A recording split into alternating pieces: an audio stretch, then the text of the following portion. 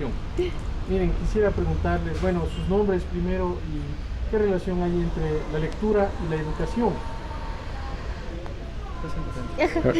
Bueno, mi nombre es Andrés Larrea y yo pienso que entre lectura y educación, si bien no hay una relación directa, porque no simplemente se trata de lectura, la parte de la formación educativa, sí es necesario como un complemento para poder no solo entender las bases de lo que uno busca estudiar, sino también buscar las aristas o las distintas perspectivas y así ampliar nuestro panorama general de las cosas.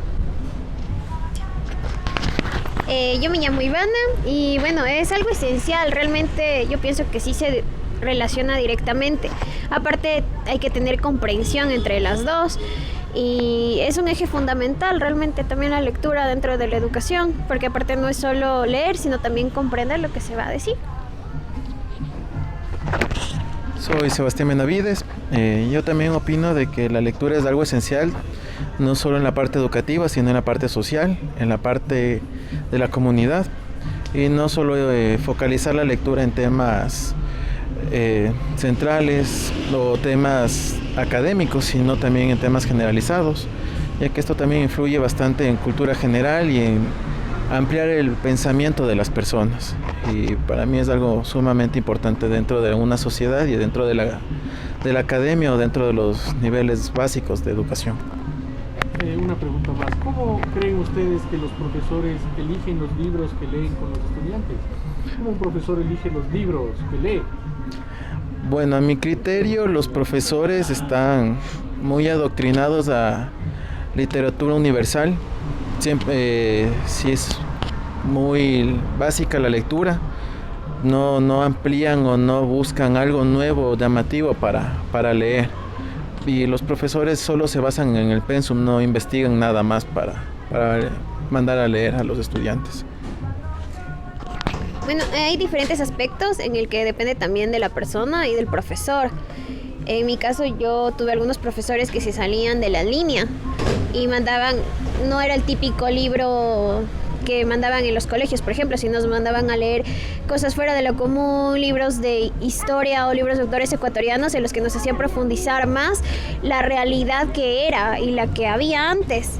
Pero depende mucho de los profesores, porque de ahí si no seguían en el pensum de estudios o a lo que ellos tienen que seguir y no buscan algo nuevo para que se pueda aprender y que puedan leer también y conocer.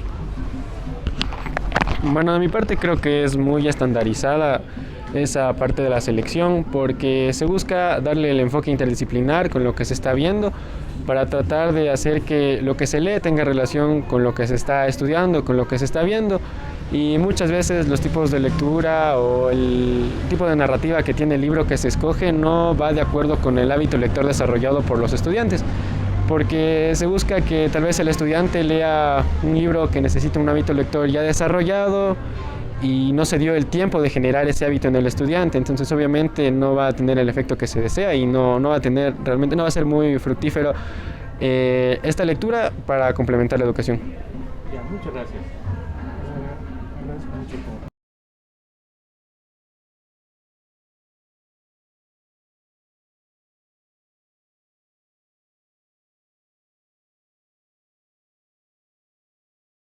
Buenas noches, vamos a empezar entonces, voy a tocarles una canción que se llama 1259 Lullaby de Bedouin Sound Clash.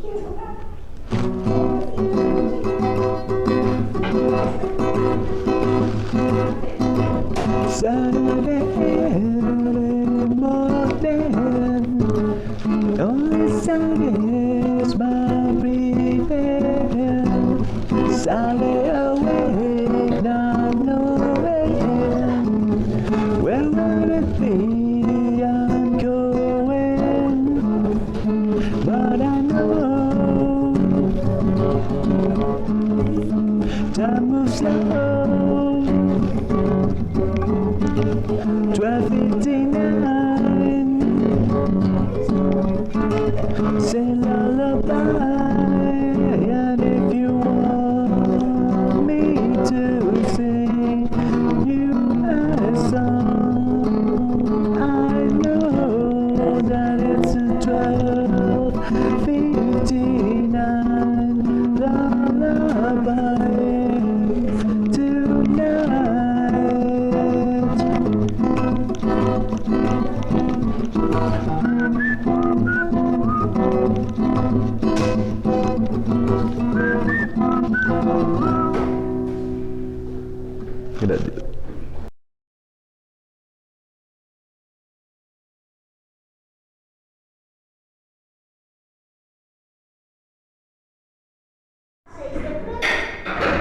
Buenas noches, vamos a empezar con la presentación del Criticón de esta quincena, que va del 15 de febrero al 30 de febrero. El Criticón es una revista satírica, humorística, literaria, que circula quincenalmente en papel en la ciudad de Quito, y además hacemos estos videos que son como parte de la revista para difundir lo que hacemos. Bueno, en esta quincena el Criticón discute algunas cuestiones y recuerda otras. Una de esas es pues los 50 años de la muerte del poeta salvadoreño Roque Dalton. Ayer estuvimos en la librería Tiresias justamente leyendo poemas de Roque Dalton y hablando sobre Roque Dalton. El primer artículo de este número se llama Cultura y Política. Escribe Dani Gassman sobre la necesidad de mantener un pensamiento independiente. Y esa independencia del pensamiento no solo que tiene que ver con lo que se hace a nivel de la prensa, en este caso esta revista que tiene orientación humorística y por eso se piensa de manera muy libre, muy independiente, sino que también tiene que ver con la educación. Hemos comenzado esta transmisión de ahora preguntando a algunos habituales del cafecito, a personas que nos encontramos en la puerta, cuál es la relación entre la lectura y la educación, porque que hacemos los jueves de 7 a 9 es un club de crítica, y entonces les preguntábamos cuál es la relación entre lectura y educación. Pues nos decían, no, es fundamental, es la base, saber leer. ¿Y cómo escogen los libros los profesores, los libros que leen con los estudiantes? Entonces nos decían, a veces es el programa, a veces los profesores escogen libros que están por fuera del programa.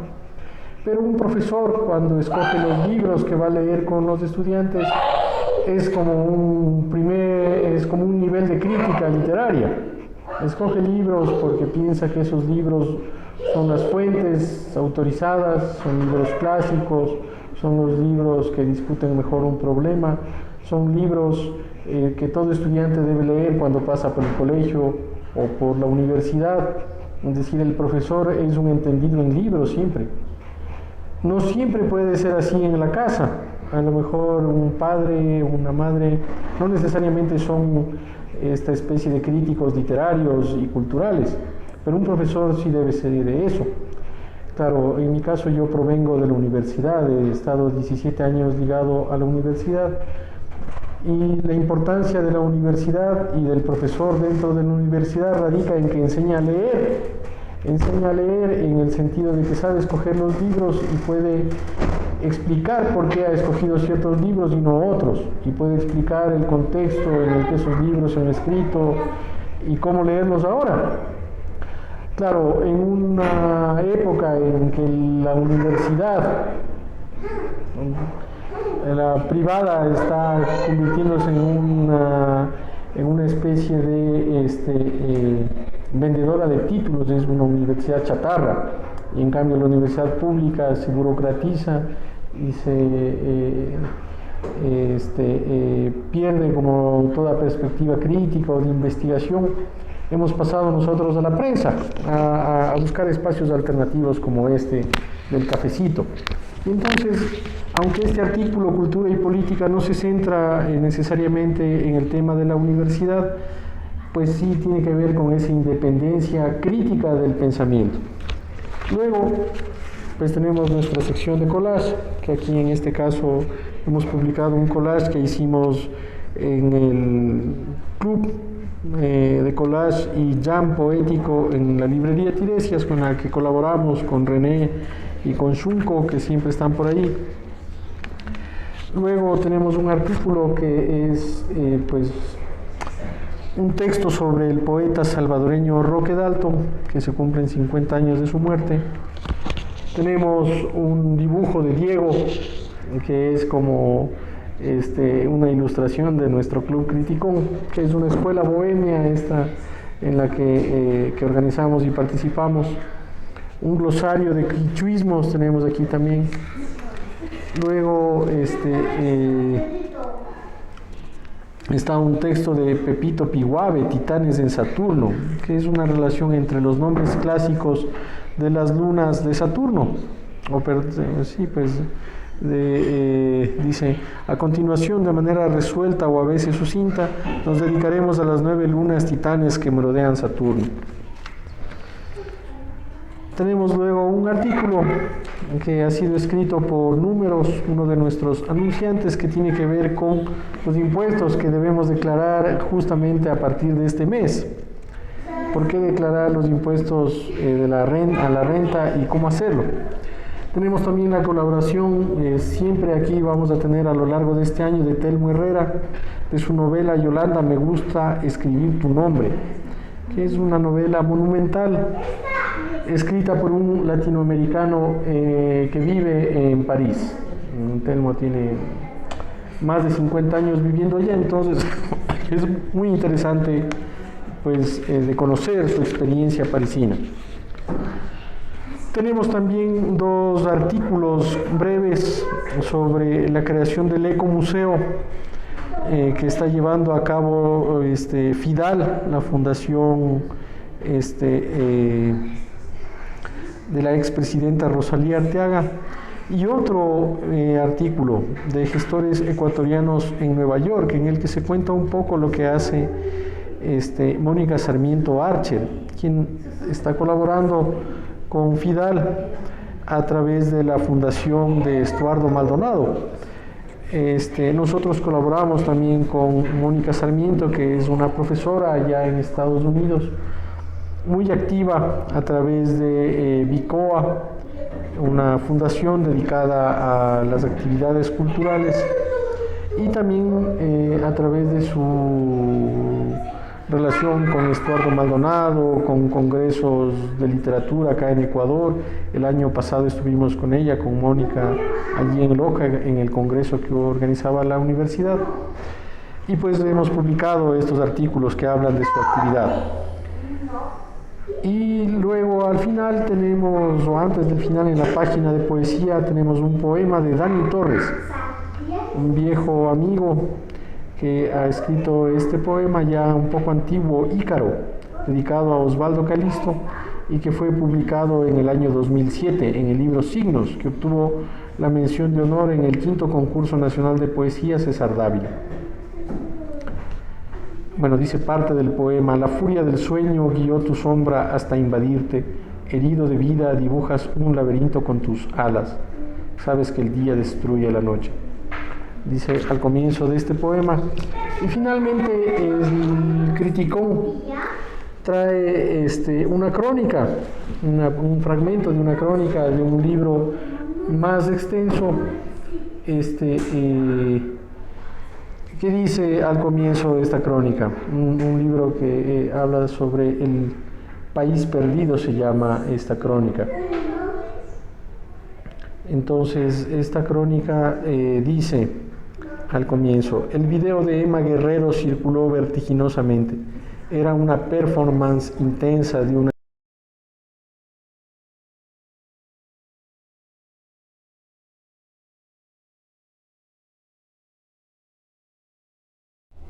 Ahora, bueno, de aquí voy a hablar de un libro que me marcó mucho cuando estaba en 4º curso, un libro pequeño, de un ensayo sobre filosofía, digamos. Otros dicen que es psicológico. El mito de Sísifo, de Albert Camus. Entonces, el inicio es una oración genial. La única pregunta filosófica que vale la pena hacerse es si la vida vale o no vale la pena vivirla. El resto, si tiene 1 o 2 categorías de existencia, es irrelevante. Pero solo con esas 2 oraciones sintetiza algo muy importante Albert Camus. Porque los filósofos, por ejemplo Kant, que es el de las categorías, suelen decir, Kant hablaba de la cosa en sí, la silla es una cosa en sí, está la sustancia del objeto, y Camus dice, todo esto es intrascendente. ¿Vale la pena hacerse la pregunta? ¿Vale la pena o no vale la pena vivir la vida? Y la gente va a decir, porque la gente vive en automático, es feliz existiendo la gente normal, que no ha tenido algún trauma, alguna cosa difícil. Va a decir, sí, ¿por qué no? Y Camus dice, en esta época como la actual, que es justo entre las dos guerras mundiales, a muchas personas que han sufrido mucho, en el caso de él, Camus, ¿sí? Se hacen la pregunta si vale o no vale la pena seguir viviendo la vida en circunstancias de sufrimiento extremo. Entonces, Albert Camus nació en Argelia, no en Argel, no en la capital, cuando Argelia era protectorado francés.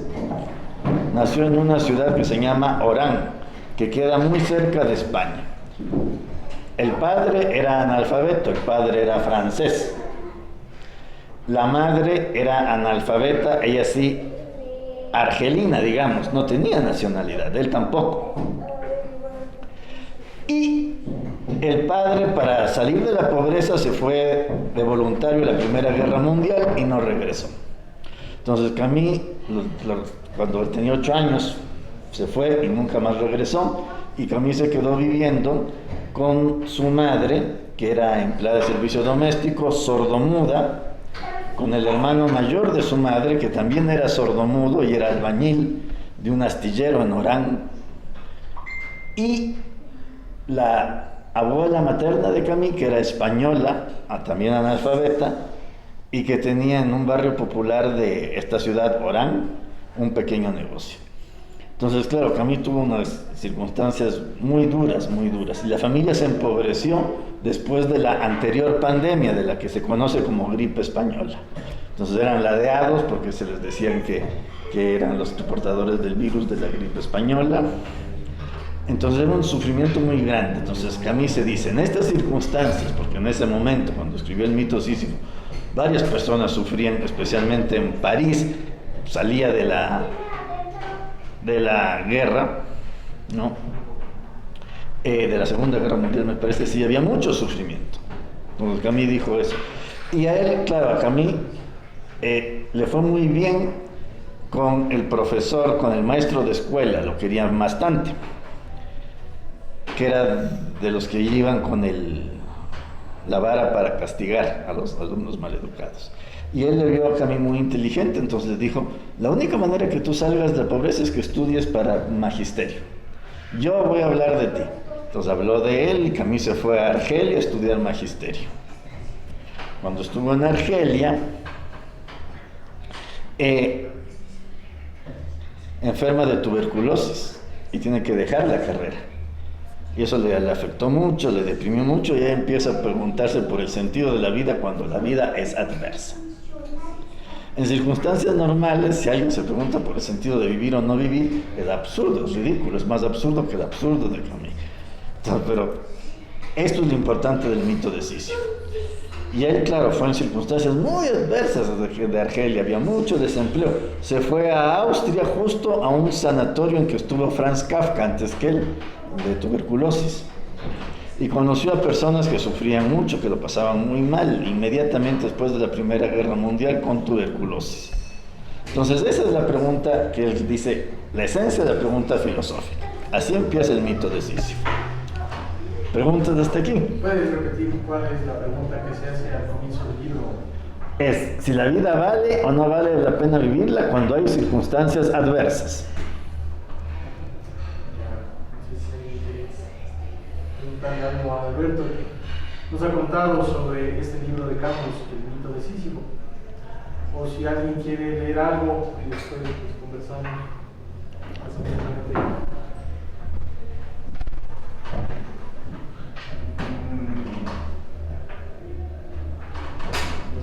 Entonces, paremos ahora.